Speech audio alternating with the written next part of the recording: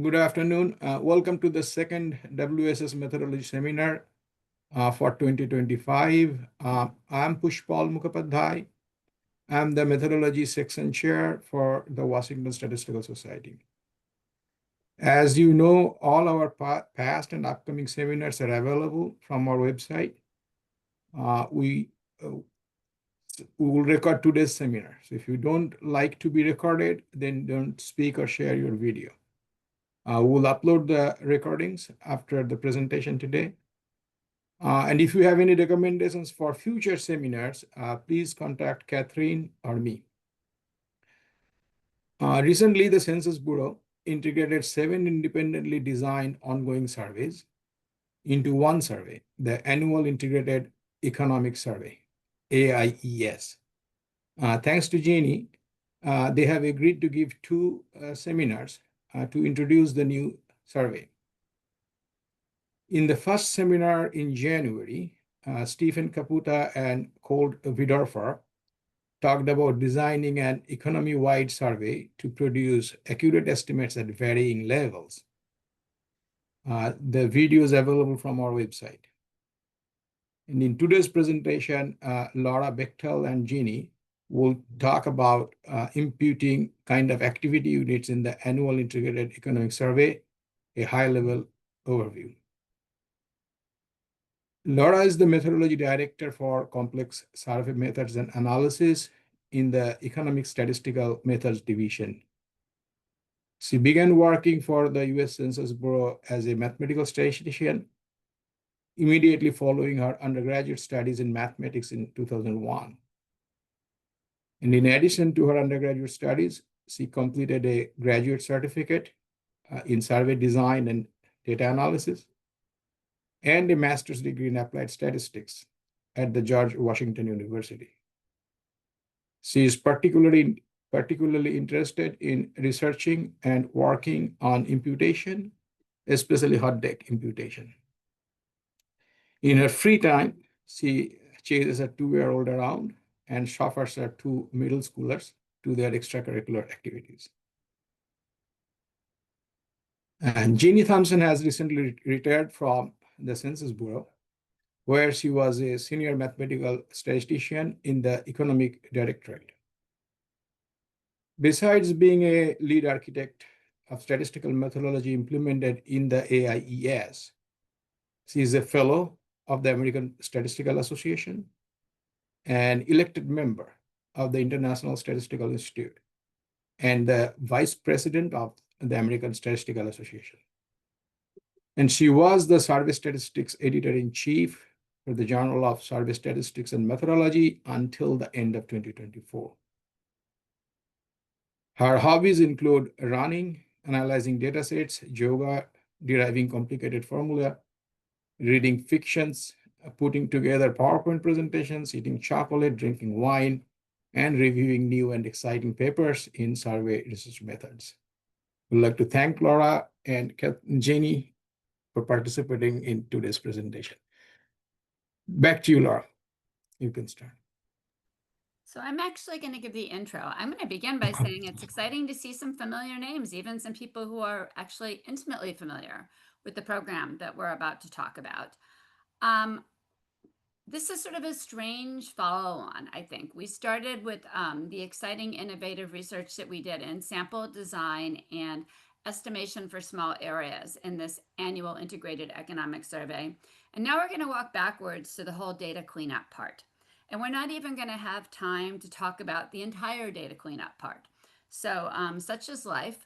Luckily, by the end of this talk, you will have Laura's contact information, and you can follow up with her as much as you want.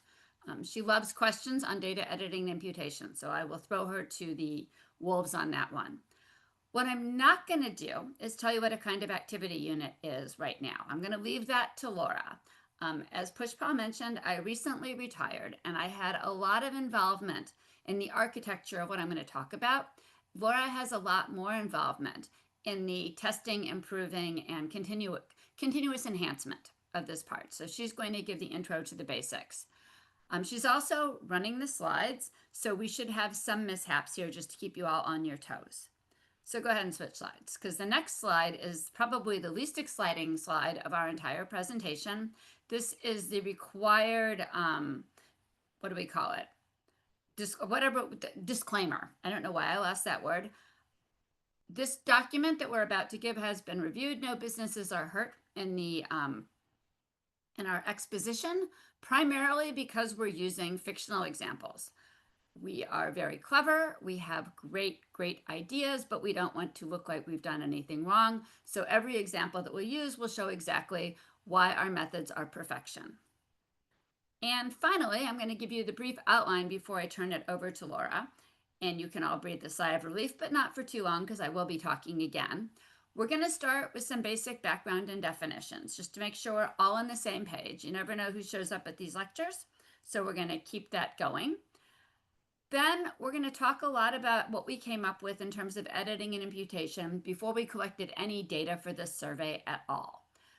So at the very beginning, we had no data. We knew how the sample was designed. We knew to a certain degree what the instrument that we were going to use was going to look like, and we knew the key variables. And we had some ideas of the requirements from the subject matter experts, and that's what we used. Then Laura's going to talk a lot about the very interesting part about what we did, and she's going to talk before data as well. What we did after we got data and we discovered whether or not our initial posits were close to correct. And then finally, we'll leave a little time for questions and comments. We actually have never had success at leaving time for questions and comments, but we have had a dress rehearsal. So you just never know. So I would prepare for that. And on that note, I'm going to turn it over to Laura. Thank you, Jenny. And thank you, Jenny, for all your slides. I have to give credit where credit is due. Everything great here is Jenny's. Any problems or trip ups are mine. She's provided most of these slides and they're pretty awesome. So thank you, Jenny. All right, so backgrounds and definitions. Let's start at the very basic. What's the survey we're talking about? AIES is what we call it in-house. It's the Annual Integrated Economic Survey, and there was a little bit of a preface about this in the beginning.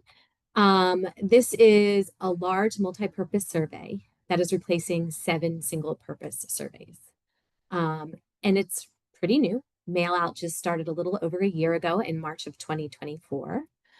And we had some sample design requirements to keep in mind when we developed the sample. First and foremost, we had some national industry estimates we wanted to produce. We had 4 core items we wanted to produce these industry estimates for, and some sector-specific items. We had a CV target of 2%, and we had various industry levels we wanted to produce these estimates at: NAICS 3, NAICS 4, and NAICS 6. What's NAICS? I'll tell you in a couple slides, I promise. And we also had some subnational industry by geography estimates we wanted to produce for the 4 core items. At the time of the sample design, we had a CV target of 15%, and our aggregated industry level we wanted to produce these at was NAICS 3. The survey has evolved since our sample design. If you want to know more about these subnational estimates, watch the WSS seminar that was given in January. That's up on the YouTube by Colt Biedorfer and Stefan Kaputa.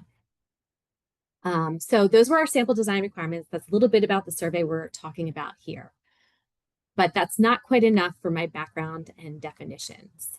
I work in the economic directorate, and we work on economic data, and a lot of nuances come with economic data. So there's a couple definitions I need to give that are just basic for economic data in general, and then there are some census-specific definitions I'm going to give. So let's get it started. The first thing is a sector.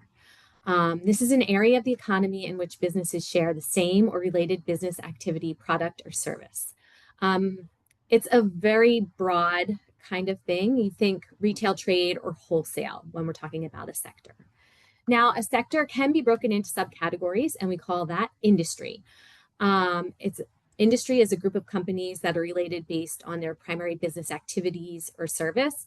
If you were in the retail trade industry, think about something like a bookstore or a sporting goods store. So I'm still not done. We have industrial classification. And this is the industry code assigned to an individual business, usually based on the business's largest source of revenue. Where do you get most of your revenue from? And in the United States, Canada, and Mexico, we have the North American Industry Classification System, NAICS. I told you I'd get to it. And here the digits indicate the level of detail used for classification. The more digits you have, the more criteria. What do I mean by this? Well, Jenny has this awesome picture to tell you. I'm going to start at the bottom where it's the most detailed. Here you can see it's very different subcategories. They're related, but very different. And that is our most detailed NAICS code. And then you go up to the NAICS 4, and here you can see a broader, these get collapsed into one category. It's still, sorry, Siri wanted to hear me there. It's still pretty descriptive, but it's a little bit more broad than what we had at the NAICS 6 level. And then we collapse it even further, and it's pretty broad here to the NAICS 3. Okay, so this is just to give you an idea of what we mean by the different levels of detail when we're talking about industry and NAICS codes. NAICS 6 is the most detailed description of the industry versus NAICS 3, which is the most broad. Well, not the most broad, but more broad. So that's NAICS, using a retail trade example. I still have more definitions to get through. So when we talk about economic data, we're talking about businesses and companies. So here are some definitions that we're going to talk about throughout the presentation or use throughout the presentation. Establishment. This is a single business location. Here are some examples. We have a shop. We have a bookstore. We have a manufacturing plant and a warehouse. But then we have something called a company. This is any formal business entity for profit, which may be a corporation, a partnership, association, or individual proprietorship. All right, what do I mean by that? Well, let's break it down into a couple definitions here. We have a multi-unit company, and this is where we have more than one establishment in a company. Here is an example of a mom and pop hardware store, which is part of Global Dynamics. As a matter of fact, Global Dynamics has 5 locations or 5 establishments. It looks like it has 3 mom and pop hardware stores, a manufacturing plant, and a warehouse. As a matter of fact, it has establishments or locations that operate in 3 sectors: the retail trade sector, the manufacturing sector, and the wholesale trade sector. Whereas there are single unit companies, and that's simply where you have one establishment that is also the company. And company happens to be our sampling unit for the AIES. Okay, so that's establishment versus company. Now we're ready to get into some census-specific definitions. And Jenny kind of mentioned I was going to define some of these things earlier. So kind of activity unit. What's kind of activity unit? Well, it's summed establishment data by industry within the same company. The industry is usually NAICS 6. So to kind of go back to that example that we just had for a second, if we had the same NAICS 6s for these 3 locations in the retail trade sector, we would sum them together and come up with that KAU, that kind of activity unit, just to give a visual there. It's also the level of collection for 3 ongoing surveys that were replaced by AIES: the annual retail trade survey, the annual wholesale trade survey, and the services annual survey. Core items. We're going to talk about these a lot. For the first year, and for the purposes of this presentation, the core items are annual payroll, first quarter employment, and sales. And we'll be discussing these quite a bit this presentation. All right, so now I've given you kind of a background of definitions, what kind of activity unit is, and our core items, what they are. How are we going to check the data? Well, this is the beginning of the survey. This is the first year of the survey. We don't have our typical historic data that we rely on. So how are we going to check the data? Well, the first thing we can do is implement some range edits. And they're useful, but maybe not the most informative. So here are some examples of what I mean by range edits. So if we were looking at total number of employees, well, you can't have negative employees, at least not technically. So you can't have negative employees. So you have a lower bound of 0. And then you also have an upper bound. And let's just say a good upper bound would be the population of Rhode Island. So that's informative. It'll tell you the most egregious responses that you have to look at and figure out how to fix them. But it's not going to get to the more nuanced problems, maybe with the total number of employees. Again, looking at annual payroll, well, we all have minimum wage. So we have a lower bound that we can figure out. And we have 8,000 here as our lower bound. And then our upper bound, we can't have more payroll than the gross domestic product.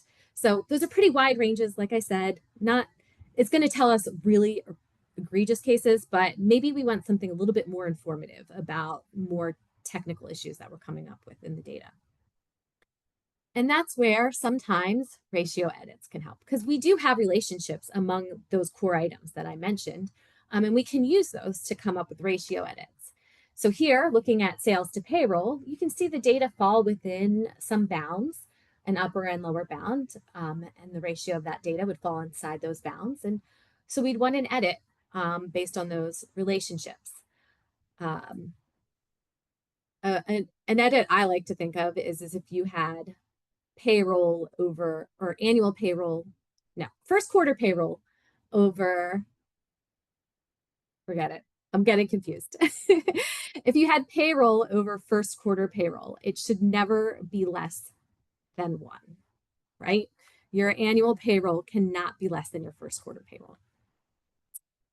All right, so we have range edits, ratio edits. Now we know we like the ratio edits. We have relationships among our core items and our items. How are we gonna automatically identify suspicious estimates using ratio edit? So here I have this graph, and remember it because we're going to be looking at it. Well, don't remember it, you'll see it a lot, but it's just an introduction to what we're going to be going through in the next couple of slides. I have on the y-axis sales to payroll, and then on the x-axis I have employment, kind of as just to identify the size of the company. We're using employment as a measure of size here. So we look at this data. How are we going to identify suspicious estimates? Well, we love ratio edits here in the Economic Directorate. And we have 2 favorites. We have resistant fences and the Hadir-Glow-Berthelot edit. So resistant fences, we've used this successfully in our current surveys and the economic census. And the one nice thing about resistant fences are the bounds are on the same scale as the actual data. So when you look at those bounds, you can kind of, if you present them to a subject matter expert, they can look at it and instantly say if it makes sense or not. Versus the HB edit, so we use this successfully in our current surveys, in the past 2, and in the economic census. The nice thing about the HB edit is that it incorporates effects of differing unit size on ratio edits. If you look at the graph before, you can see that the smaller guys seem to have more variable ratios and the larger guys have less variable ratios. And the HB edit will incorporate this into the bounds it creates. And it kind of will adjust for the less variable ratios with larger units and the more variable ratios with smaller units. But the thing about this is that it does transformations and it's not necessarily on the same scale as the actual data. So how are we going to use these with our data? So let's look at it for a quick second. What are the appropriate bounds? And we're looking at resistant fences, and resistant fences just uses the standard 2 key box plots. And what you see here is the traditional resistant fences calculations, and this assumes a normal distribution with our data. The lower tolerance is the first quartile minus k times the interquartile range, and the upper tolerance is the third quartile plus k times the interquartile range. K is a constant. It's usually 1.5, 2, or 3, and 1.5 is usually used to generate box plots. And so I did this on the data I showed you before, and you can see that some tolerances are created, and they're not the worst, but they could be better. So you see that lower bound there. I personally look at that, and I think it needs to be closer to the actual lower bound of the distribution of the data, and it might be flagging too many cases there, because that I feel like that upper bound could maybe go up a little bit, because it's not accounting for the variability of those small guys and their variable ratios. And maybe it's just not accounting for the skewness that we typically see in economic data. So luckily, with resistant fences, asymmetric resistant fences accounts for a skew distribution, which we typically see in our data. And here what it does is it takes that interquartile range and it breaks it into 2 chunks that will account for the skewness in the distribution. For the lower tolerance, it uses the median minus the first quartile. And for the upper tolerance, it uses the third quartile minus the median. And because it's slicing that interquartile range into two parts, you have to kind of adjust your K and multiply it by 2. You've sliced it in half, you have to adjust your K value accordingly. So the K now becomes 3, 4, 6. And one thing to note is if that you have perfectly symmetric data, this boils down to traditional resistant fences. So I went through with our data and looked at it again, and I think things look a little bit better, and it might not be obvious when you look at this slide, so I put them next to each other. On the left, you'll see the traditional resistant fences. On the right, you'll see the asymmetric resistant fences. And you can see by changing the assumption of a symmetric distribution to an asymmetric distribution, the bounds do change, and they make a little bit more sense based on the data. That lower bound moves a little closer to the lower bound of the distribution, and the upper bound flags a few less of those variable cases. But it's still not quite getting to what the data are telling me. What we really want when we look at this data are bounds that kind of look like this. Yes, I drew them on, they're a little squiggly, but it's really what we're looking for. And Hadir-Berlo came up with an edit that does this. It accounts for the size of the unit and the variability according to that size. So what it does is it does a centering transformation. It centers these ratios around 0, and it does a power transformation. And it compresses the big ratios, usually from the smaller units, and leaves the small ratios virtually unchanged. And then you build your bounds, kind of like resistant fences. So I did this centering transformation and power transformation to get the HB statistic is what it's called. And here you can see what it looks like when we do that. And you can see those small guys are really compressed and the large guys don't look that much different.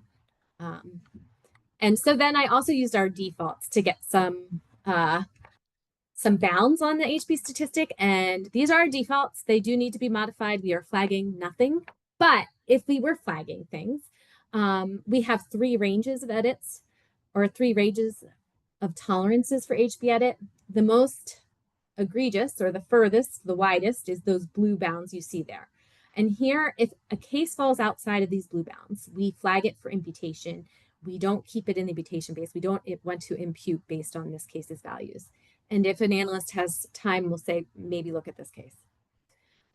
If it's within the blue bounds, but outside of the yellow bounds there, then it just gets suppressed from the imputation base. We don't want to impute based on this value.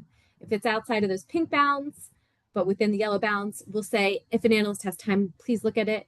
If it's in the pink bounds, we say, it's great. Don't do anything with it. It's kosher.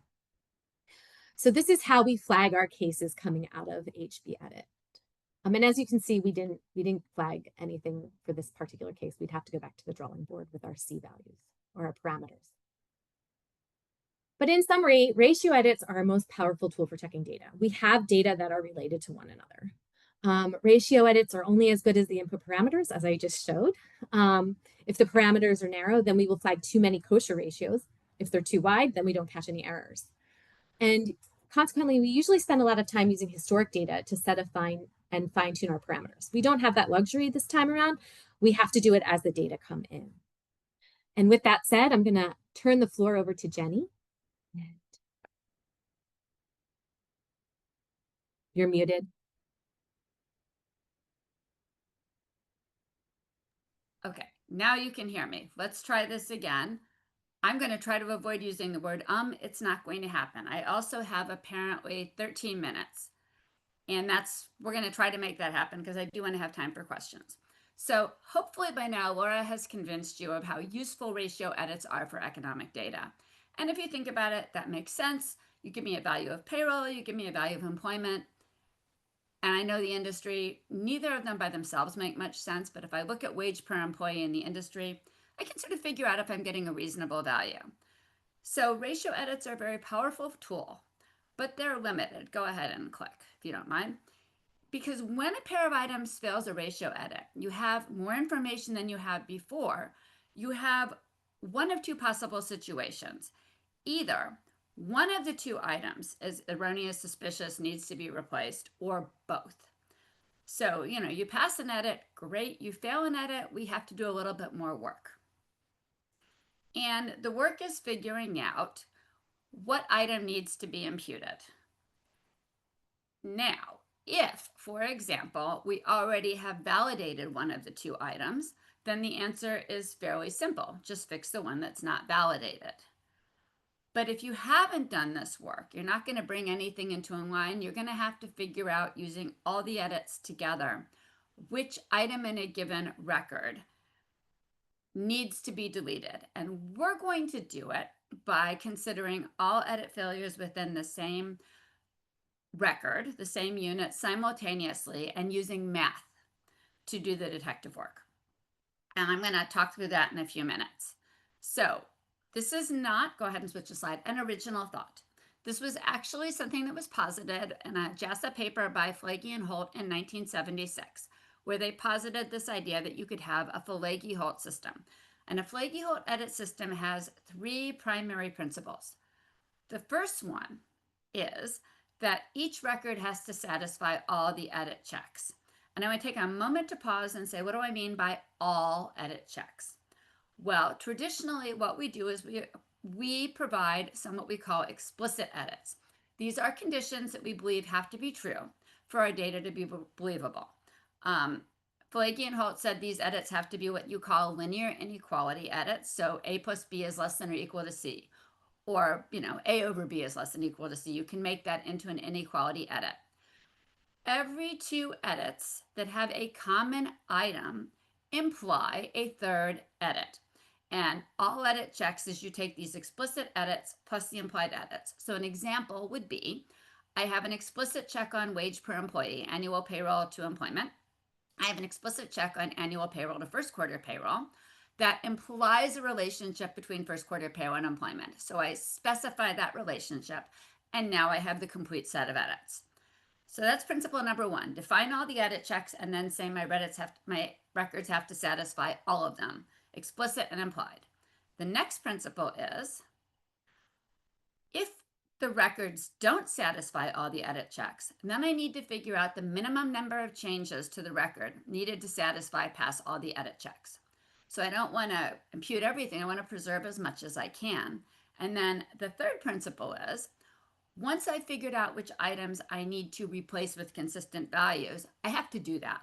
I have to impute something that actually satisfies all the edits. So for what we're going to talk about in AIES, for bullet number one, the satisfying the ratio checks, a record is going to be a KAU kind of activity unit, and an edit check is going to be an HB ratio edit test. Those are our most powerful ratio edits, and we want to take into account size of the unit. For bullet number two, our objective, and we have some really flashy animation coming up in a second, is we'd like to preserve as much of the reported or previously validated data as possible. So we're going to design everything to do that. And then finally, how are we going to guarantee that our imputed edits satisfy the edit checks? We are going to use resistant fences bounds and undeleted data items to determine the imputation basis. So there's going to be a little bit of inconsistency because the bounds for the HB ratio edit checks and the resistant fences aren't quite the same. We're going to take care of that through some considerations on which data are allowed to be used for the imputation base for resistant fences. So that's more details than you want, but I'm recorded. You can come back and listen to that later on. Now, let's talk specifically about what we're going to do. The process of determining which items need to be deleted and replaced with imputed values is called error localization in operations research. For the HB ratio edits for AIES for our core items, these are the most important ones that we're collecting, we have 6 possible ratio edits from those 4 items.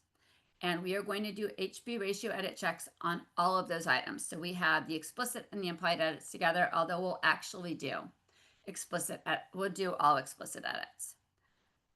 Each record is going to be subjected to all these edits. And now we can start to figure out what to do for a record that fails some ratio edits. We're going to use graphs.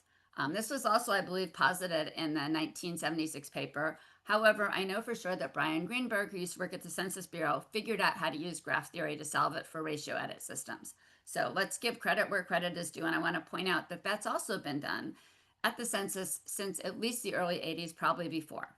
So I'm actually going to just briefly go through this slide because I'm going to show you through pictures. So just think of it as with graph theory. Each field is a circle. I'm going to connect any circle that fails an edit by a line, an arc, and then I'm going to try to delete arcs until the circles are disconnected. Any item that I delete is something that needs to be imputed, and the items that are not deleted are good. I'm going to use those to help determine my imputation region. So this makes no sense unless you do an example. So I have a couple examples. This is my first example. It's the one I like to use when I'm teaching about this because it shows how cool this is. So I have 6 ratio edits on the left-hand side. I have 4 items, and let's go and connect the first edit failing ratio. Sales fails to annual payroll. I draw a line between sales and annual payroll, and I count up the edit failures. So both of them have 1 edit failure right now. Then I go down the row, and sales to first quarter payroll has failed. So I draw a line between sales and first quarter payroll. I augment my count. Sales is knocked out 2, annual payroll, first quarter payroll has 1, and I'm sort of happy. And then finally I look at employment to sales. And it's failed. We draw another line. We augment the count. And now there's a pretty clear idea of which should be deleted, sales. And if I delete sales, then all those arcs or edges connecting the items go away as well. Brilliant. We should always do this for everything. Simultaneous ratio editing is the best thing in the world. And it's so easy. Okay, so let's do a more unruly error localization example just to sort of show you that maybe it's not quite as easy as we think to get the right answer. So now if you'll notice, I have a different edit failure pattern. So let's just go ahead and draw the lines. Let's create the graphs. We'll start with first quarter payroll employment. We'll draw a line. We'll count things up. And let's draw a line from sales to first quarter payroll. And we'll draw a line and we'll count things up.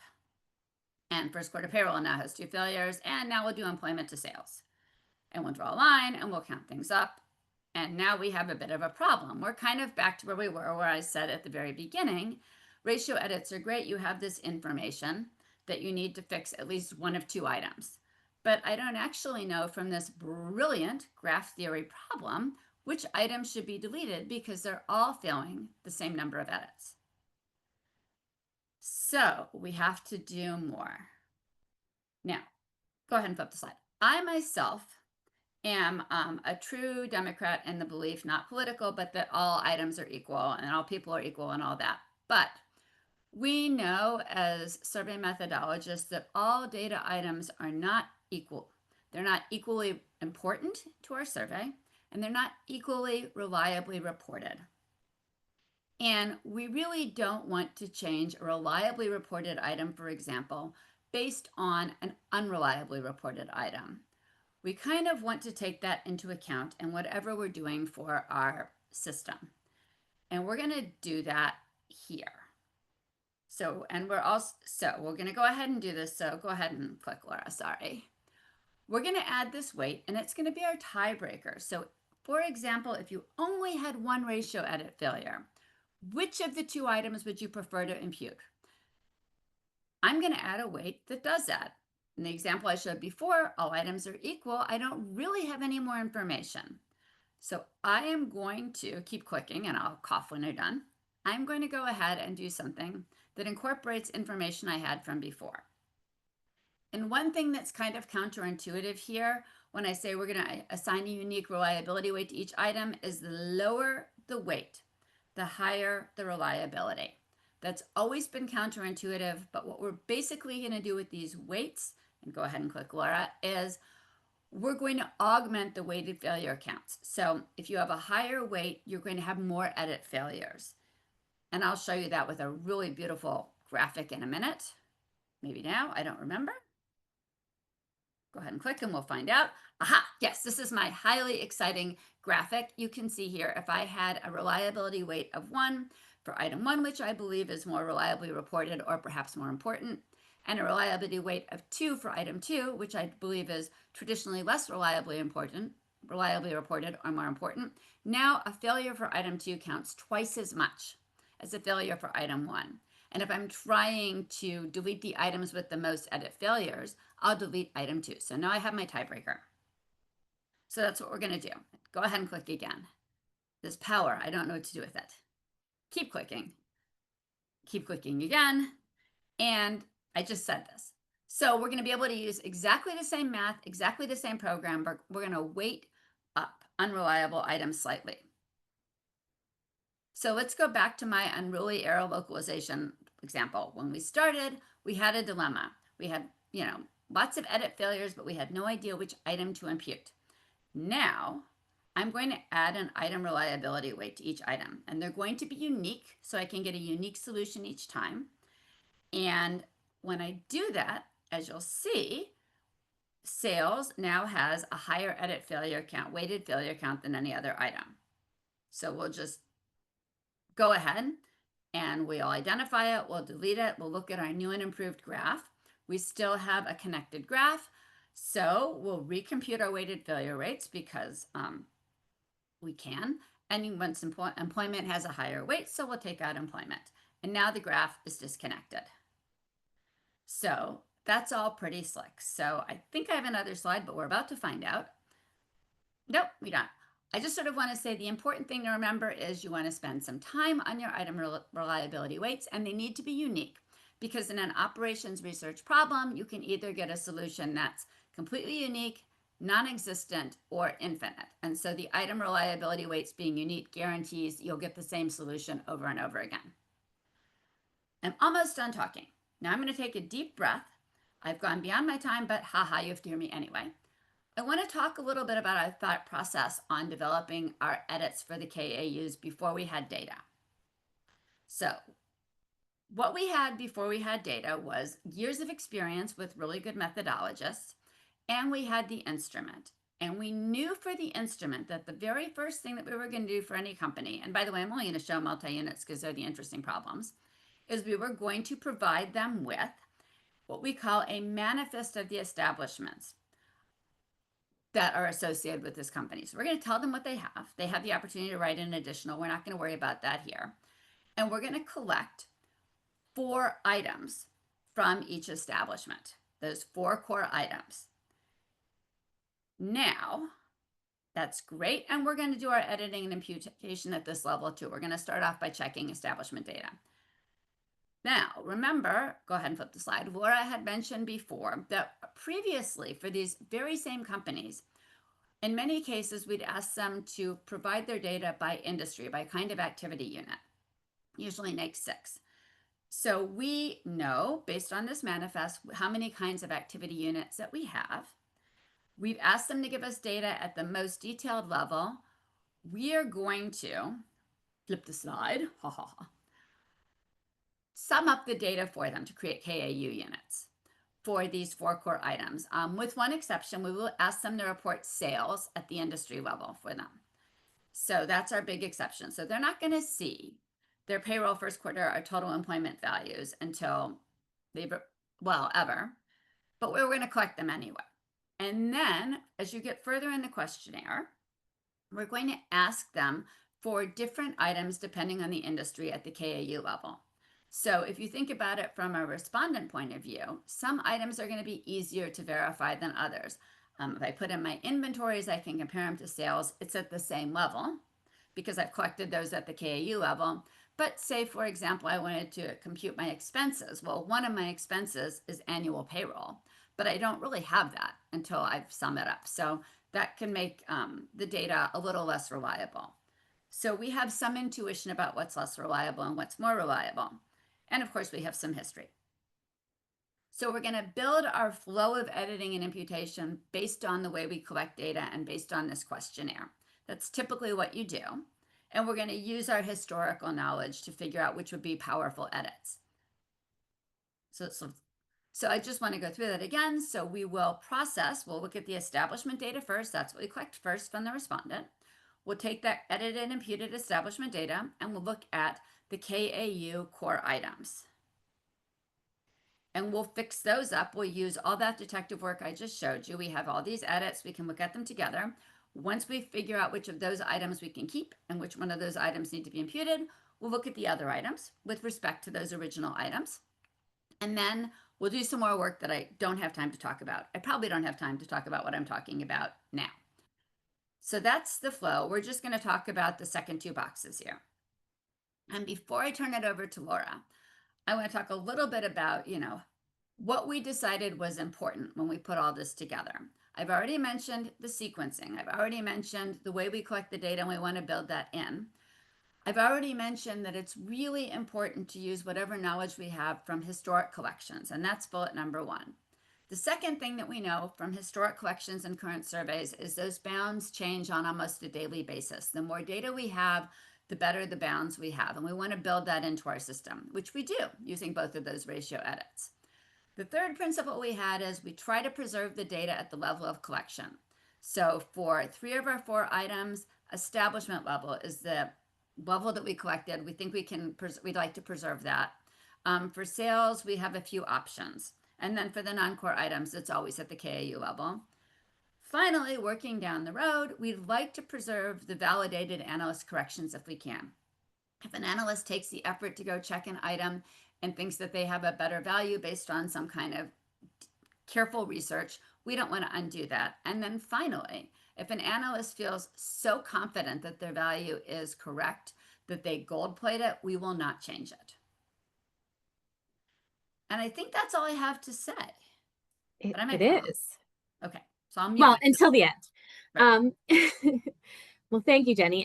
And she really kind of led into this really nicely. So thinking about what Jenny just said, we had some sequencing of items when we did the KAU editing and imputation. We broke it into processing groups. And it's kind of, as you can see, almost based on the collection. So we have processing group 1, and that's where we processed our core items first. We looked at those 6 ratios Jenny mentioned, and we processed those first in our KAU editing and imputation sequencing, and then we fix them. And then we go into the non-core items that are related to the core items, and we do processing group 2. And this is ratio comparisons of non-core totals to validated core items. So now we know what we need to fix because only one thing has not been fixed. And then we had processing group 3. Not all of our non-core items are related to the core items, but they might be related to the non-core items fixed in processing group 2. So we fix those non-core items in processing group 3. We compare the non-core totals that are that have not been fixed to the validated non-core totals from processing group 2. Finally, we have some non-core totals that are related to nothing, and this is where we have processing group 4, the single item test. And I'm going to get into a flow, but before I do, I just kind of want to give you a brief overview of the different modules that make up KAU imputation. The first thing is our microdata. It's FRED, which is a fun acronym that came about backwards. We first started calling it FRED, and then we came up with the acronym, Jenny's nickname for the file, and it's Fat Record Economic Data. This is an extract of the microdata from the working tables for processing. The working tables are coming from the database or going up to the database. So that's where we're touching the database, is a working table. So this is our microdata, but this is also the updated microdata throughout the process. As we go through and do a module, we might need to update the microdata and then pass it to the next module. It's also where we impute deterministic zeros. These are our logical zeros, something like if you have an annual payroll that is equal to 0, then your first quarter payroll also needs to be equal to 0. So that's the red module that you're going to see in the flowchart. We have resistant fences. Resistant fences is doing many different things. It's identifying rounding errors. We ask the respondents to report in thousands of dollars. Sometimes they give us whole dollars, so we have to divide by 1,000. So we're looking outside of those bounds to see if any of them need to be divided by 1,000.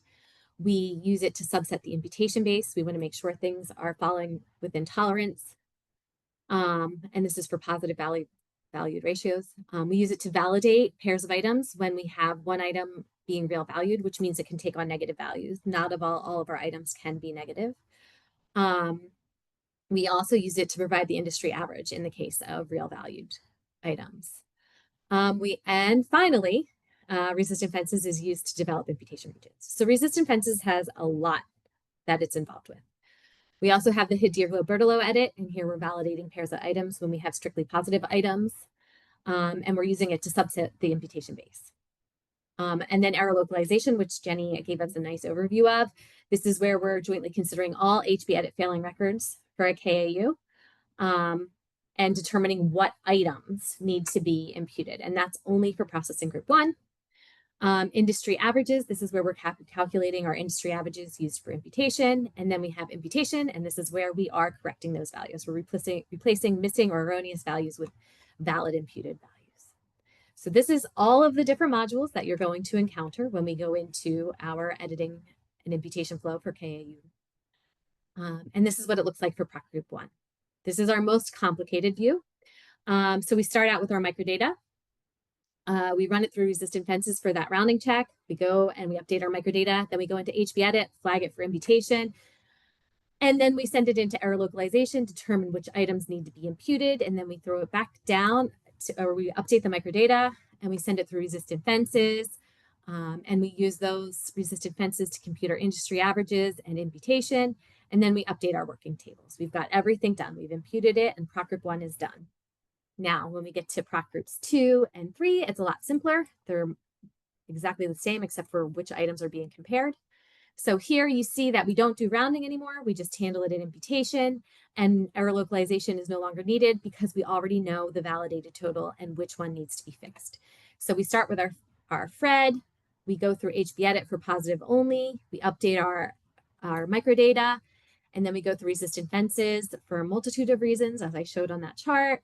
And then we update our microdata again. And here it's a little different because we now have 2 industry averages. We have one for real valued where we grab it from resistant fences, and then we compute it for the positive valued items using bounds from resistant fences.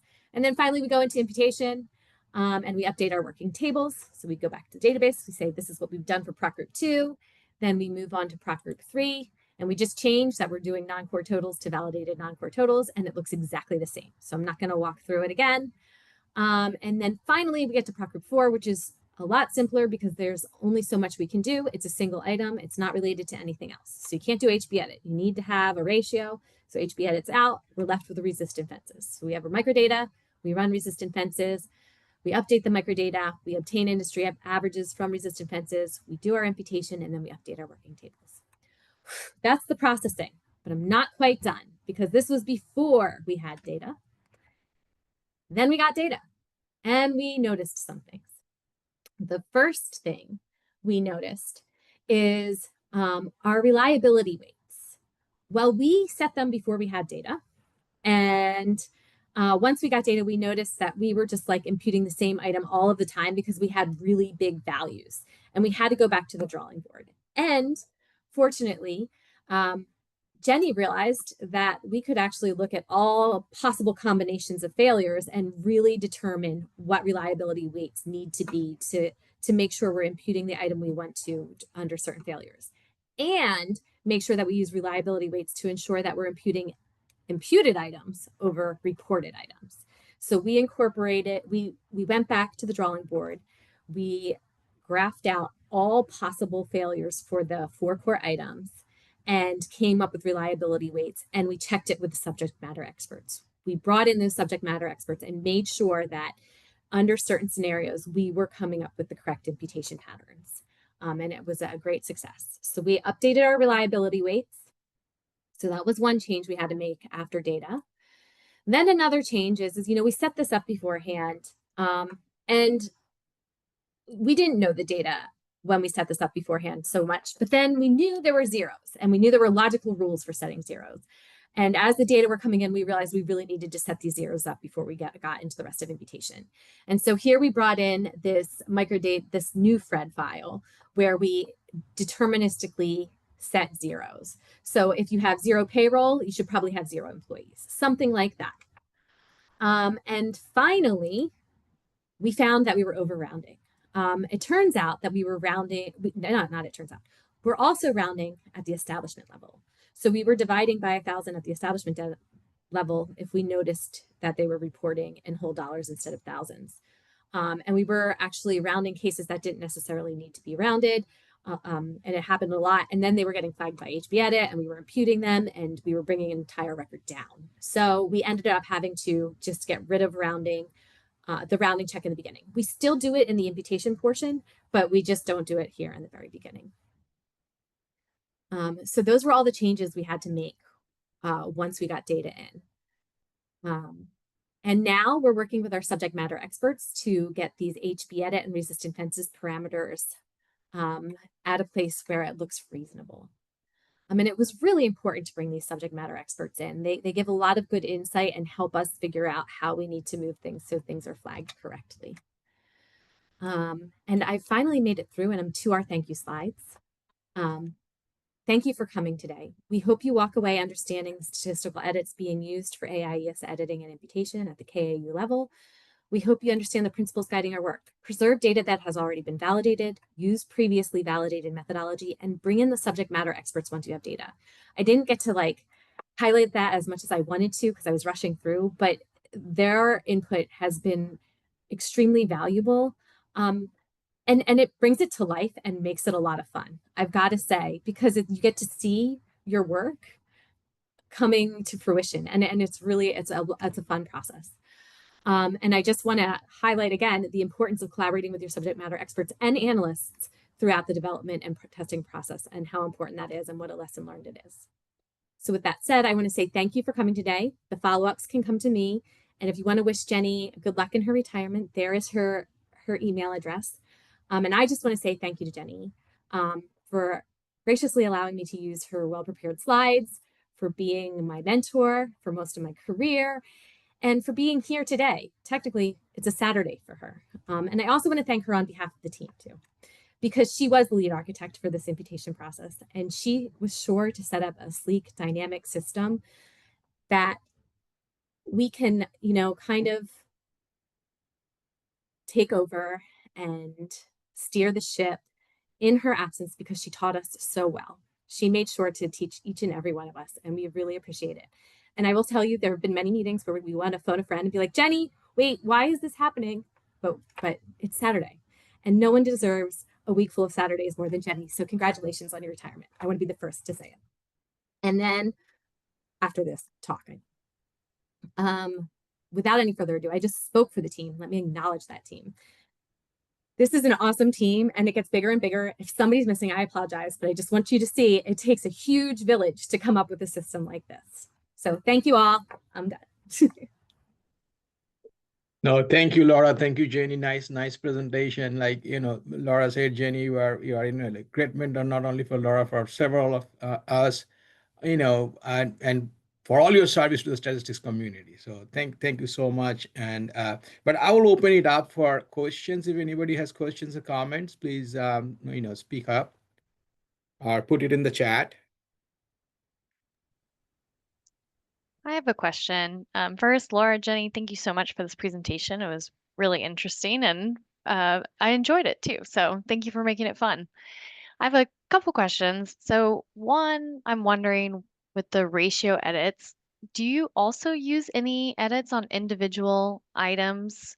I think when you use so many ratio edits, probably you wouldn't run into this issue, but I could see where, you have two values that are incredibly large, but then when you use the ratio, it seems normal. And you have other checks, but I'm curious, is there ever any fields that you need to use an individual edit check?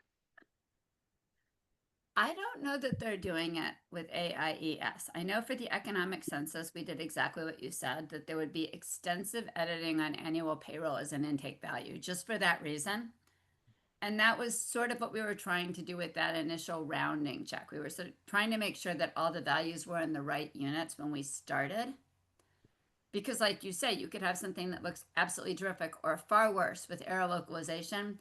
Everything could be reported in dollars instead of thousands of dollars, except for employment. And so you'd impute a value of employment that was too large. My guess is, and Laura can correct me if I'm wrong, we don't need to do that for the KAU part, because we're checking it at the establishment part. Mm-hmm. And I imagine, but I'm not positive, that they're still doing a pretty careful check on payroll, because that's our easiest item to validate. We have enough outside data. Yeah, what I'll say to that is that I do know that when we worked with the subject matter experts, they actually were looking at their industries item by item. not together at first. So absolutely, they are looking at those individual values in addition to the ratio edits. But remember that those core items are collected at the establishment level. So it might be at the establishment level and not necessarily the KAU value, like Jenny said. And one thing that we don't talk about, and it's probably not implemented now, is sometimes those range edits are really careful, good checks if you're looking at percentage values. So if you say, here's the total and here are my 9 details that add up to the total, checking that each one of those details is less than or equal to, between 0 and 100% is useful as well. I Thanks. don't think we're at that point.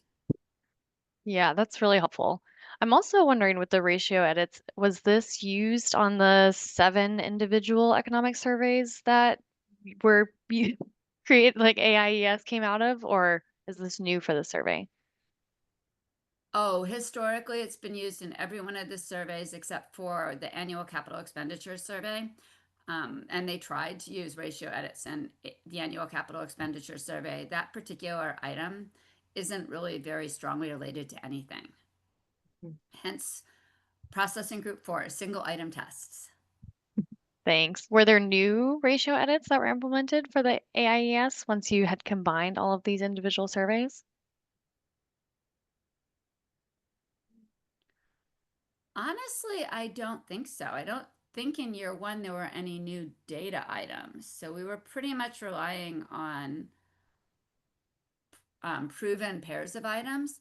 I'm talking too much for Laura. The one thing that we would have liked to have done, but of course can't, is sometimes it's really useful to use historic comparisons. You reported this last year, reporting same unit reported the same, this value last year and this year. And in fact, that's what the HB edit was originally designed for, was checking to see if, an item had grown or an item within a record had grown or decayed too much within a year. But of course, this is the first year, so we don't have that. Thank you.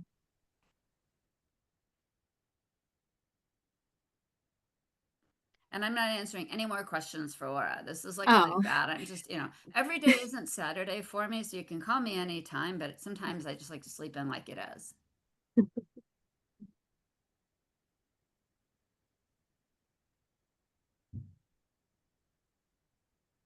And any other questions or comments or anything for the speakers?